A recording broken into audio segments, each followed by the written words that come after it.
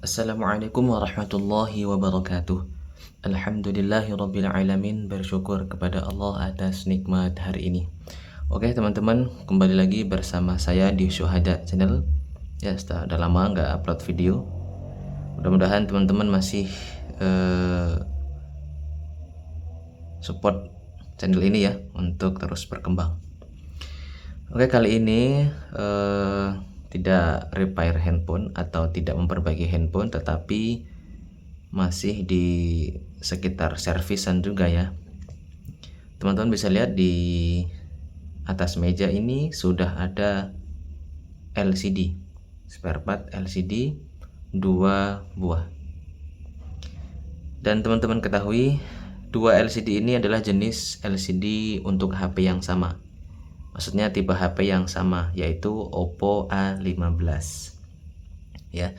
Jadi LCD HP Oppo A15 ini bisa dipakai di Oppo A15s dan sejenisnya. Jadi satu LCD itu kadang bisa dipakai ke berbagai jenis atau merek tipe HP lain ya, biasanya satu marga ya. Misal di HP Oppo itu nanti Oppo semua, bisa di Oppo A15, Oppo A15s dan seterusnya. Misal juga di Vivo, ada juga LCD untuk Vivo Y12, sama bisa dipakai di Vivo Y15, Vivo Y17, Vivo Y12e. Jadi bisa ya, satu LCD bisa untuk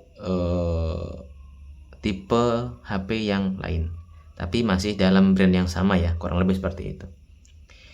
Oke teman-teman, di sebelah kiri ini adalah LCD Oppo A15 yang original copotannya ya, bisa dilihat ya. Biasanya yang ori seperti ini, lebih tebal. Nah, ininya lebih kuat. Untuk bagian plat yang bagian paling bawah ini lebih tebal. Ini masih hidup ya teman-teman, masih nyala. Kalau teman-teman scroll video saya di bagian Oppo A15 yang layarnya ada garis-garis samar lalu meredup, nah itulah HP ini LCD-nya. Lalu yang kanan ini adalah LCD Oppo A15 yang KW. Jadi sempat saya ganti yang ini. Nah ya, ini kalau misalnya LCD KW pasti ada merek-merek seperti ini ya. Banyak merek, ini salah satu merek LCD yang bisa dibilang rujukannya para teknisi juga. Banyak yang sudah memakai merek ini ya. Ini bukan promosi, sekali lagi saya ingatkan, ini bukan promosi, saya hanya ingin menyampaikan informasi saja. Jadi ya, kalau LCD KW, nah ini ya kelihatan, ini pasti lebih agak lebih agak kuat. Kalau yang ori itu sudah pasti yang tebal kuat ya. Ini orinya, ini KW ya, lebih tebal ya dan lebih berat agak. Kalau yang ori malah lebih ringan sedikit. Yang mau saya sampaikan ke teman-teman adalah jenis LCD yang mungkin ini untuk para teknisi ya. Buat teman-teman teknisi juga mungkin sudah paham lah, yang sudah berpengalaman. Nggak tahu kenapa merek-merek yang seperti ini makin kesini ya ada sedikit pengurangan kualitas mungkin ya, karena mungkin permintaan semakin banyak, jadi kualitasnya malah semakin turun. Jadi beberapa kali saya ganti ya. Setelah LCD yang ini rusak, sebenarnya masih bisa disentuh, cuman di bagian display pencahayaan itu redup sendiri. Mungkin nanti ya, kalau bisa nanti bisa diganti lapisannya itu, bisa normal lagi. Ini rusak, lalu saya ganti dengan merek yang ini. Ini normal ya teman-teman, normal. Lalu user bilang HP-nya masuk air lagi, dan gak lama dari itu HP-nya mati lagi ya, mati lagi, gelap ya, LCD sudah gelap. Terus saya bersihkan konektor, tetap masih gelap. Lalu saya ganti lagi dengan merek yang hampir mirip, merek Crown ya, Crown, CROWN, Crown dan Mito. Ini kurang lebih kayaknya brand yang sama tipe jenisnya, cuman beda nama aja. kayaknya ya. Itu nggak tahu kenapa begitu dites itu touchscreen-nya itu ada error gitu, ditekan ditahan itu goyang, gambarnya goyang-goyang ya. Sudah beberapa HP yang saya ganti LCD dengan merek ini ternyata sama, merek ini ya, merek ini dan juga merek yang Cerawan tadi, nah itu sama, ditahan itu touchscreen-nya goyang-goyang lalu rada error, akhirnya saya return lagi. Nah memang untuk LCD yang seperti ini ya teman-teman, ini murah gitu ya. Ya mungkin untuk para teknisi ya sudah paham lah pasaran harga, kemudian biaya servis dan sebagainya. Tapi yang mau saya sampaikan adalah teman-teman teknisi carikanlah user itu LCD yang bagus gitu, yang bagus ya. Nah, kalau misalnya dapat yang merek seperti ini lalu normal, oke, nggak masalah. Tapi takutnya itu dapat barang yang memang bermasalah gitu ya. Jadi nanti harus return, harus begini, sedangkan user sudah menunggu. Nah, setelah saya ganti LCD lalu touchscreen-nya error seperti itu, toko spare part yang sering saya beli berlangganan di situ menyarankan satu merek ya, memberikan saran satu merek yang baru ya. Jadi merek baru ya, namanya apa ini ya, LCD-nya mereknya ini apa ini ya, pokoknya inilah teman ya. Terus apa ya, harganya lebih mahal sedikit dari yang seperti ini. Misal taruhlah harga yang seperti ini 100.000 misalnya, lalu harga yang ini bisa 120, 115, 125 tergantung tipe dan toko spare part. Dan memang secara kualitas ya teman-teman, itu sekarang saya nganggap ini bagus dari yang merek-merek seperti ini, itu bagus ya.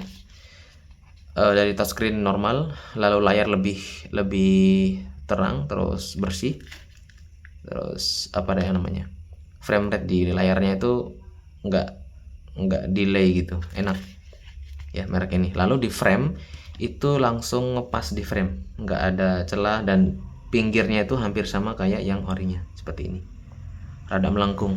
Kalau ini rada melengkung cuman tipis banget. Nah kalau yang merek ini hampir sama. Ini makanya beberapa kali saya ganti LCD ada merek ini, saya beli yang ini gitu. Tapi tetap saya tes juga di tempat ya. Mungkin ini karena merek baru ya teman-teman, mungkin nanti ke depan setelah merek ini pasar ya mungkin hampir sama nanti ya, mungkin kualitasnya turun lagi dan seterusnya ya, seperti itu. Nanti makin kesini akan makin muncul lagi merek-merek LCD yang terbaru dan seterusnya ya, pasti begitu. Dunia teknologi semakin berkembang ya teman-teman. Nah ini untuk teman-teman teknisi ya, jadi carikan LCD yang bagus lah, artinya yang memang dari kualitas juga diutamakan. Jadi tidak hanya sekedar untuk mencari cuan atau untung dari servis LCD, tapi carikan barang yang memang bagus. Kalaupun dapat merek yang lebih murah dan memang itu kualitasnya bagus, ya itu nggak masalah, rezekinya di situ. Tapi kalau yang murah misal yang biasa berlangganan kok bermasalah, ya cari merek lain yang memang bagus begitu. Itu kalau saya teman-teman ya, jadi ya sebagai masukan juga. Lalu buat user ya, buat teman-teman pemakai atau pengguna smartphone merek apapun, kalau misalnya LCD-nya rusak kemudian bermasalah, lalu ke tukang servis, ke teknisi HP, lalu ingin ganti LCD ya, lalu teknisi memberikan rincian harga dan seterusnya, terus kok dikiranya mahal gitu ya. Jadi bukan masalah mahalnya enggak ya teman-teman ya, bukan mahal enggaknya, tetapi memang ya kita carikan merek dan juga kualitas dari LCD yang memang bagus begitu.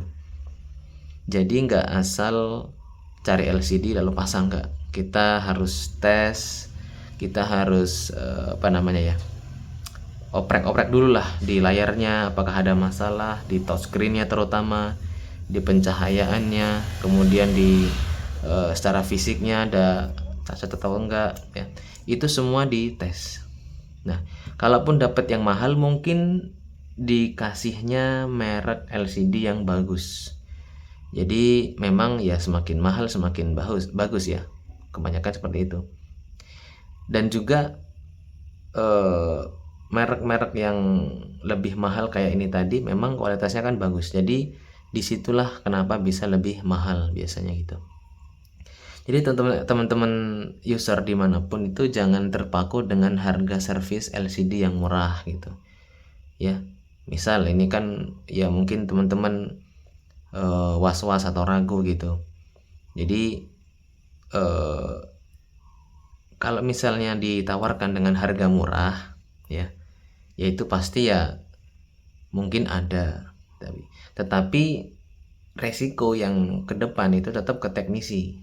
Makanya harga servis LCD terkadang bisa mahal gitu.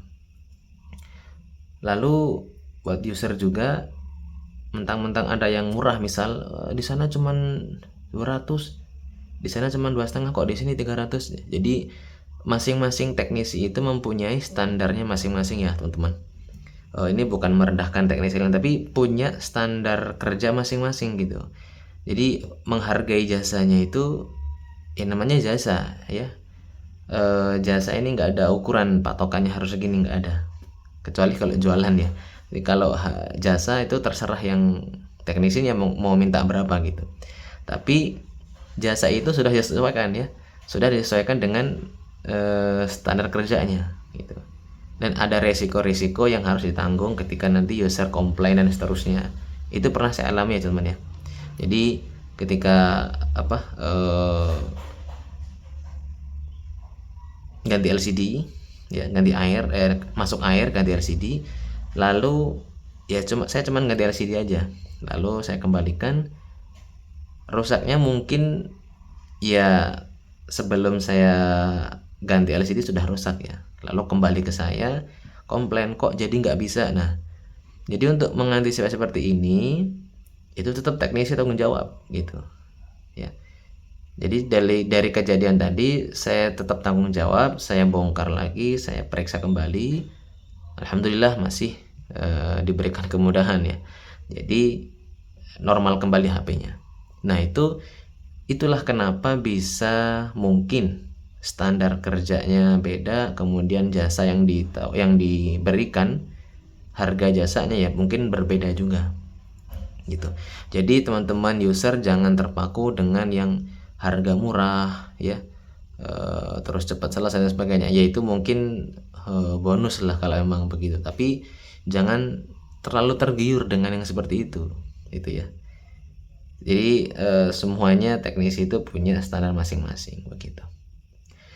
Dan ya itu ya teman-teman, jadi untuk menginformasikan bahwa LCD ya ini memang tidak semudah yang teman-teman bayangkan kalau mengganti.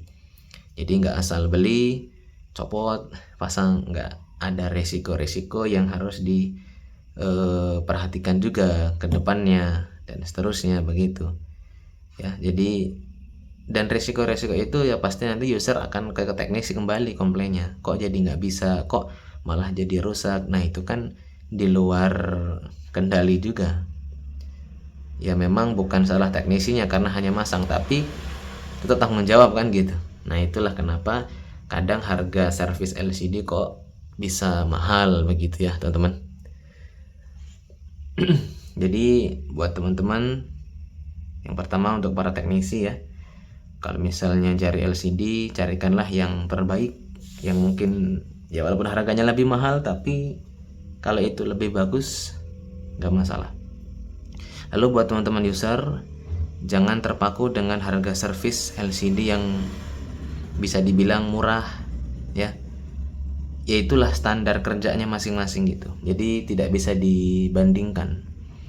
Dan itu pun nanti biasanya terlihat dari hasil kerjanya gitu ya. Kalau misalnya kerjanya rapi terus mulus, pokoknya nggak ada ini, itu biasanya lebih mahal dan seterusnya, tergantung cara menghargai jasa itu. Oke teman-teman, mudah-mudahan video ini bermanfaat ya. Kalau ada apa ya yang baik, pesan yang baik silahkan diambil, yang tidak ya silahkan ditinggal saja.